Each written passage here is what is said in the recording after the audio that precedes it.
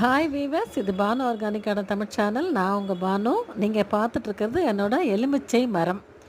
இது ஒரு மரமாகவே நினைக்கலைங்க. ஆரம்ப காலத்தில் இதை செடியாகவே நினச்சி உரங்களை ரொம்ப கம்மியாக கொடுத்துருக்கேன் போல் இருக்கு. அதுக்கப்புறம் இது கிராஃப்டடு எலுமிச்சை மரமாச்சே, இதுக்கு உரங்கள் நிறைய கொடுத்தா தான் இதில் பூக்கள் காய்கள் வரும் அப்படின்னு தெரிஞ்சுக்கிட்டு உரங்களை அதிகமாக கொடுக்க ஆரம்பித்தேன். இப்போ மற்ற செடிக்கெல்லாம் ஒரு கைப்பிடி 2 கைப்பிடி போடுங்கம்ப. இதுக்கெல்லாம் பார்த்திங்கன்னா ஒரு பெரிய வாட்டர் ஜக்கு நிறைய ஒரு 1/2 கிலோ மண்புழு உரம் ஒரே தடவையில் நீங்கள் போடணும்.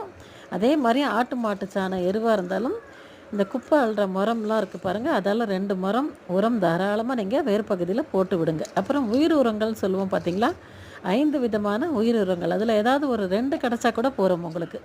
அதையும் நீங்கள் உரத்தோடு சேர்த்து போட்டிங்க அப்படின்னா பூக்காத செடியில் பூ வருது, காய்களும் பிடிக்குது.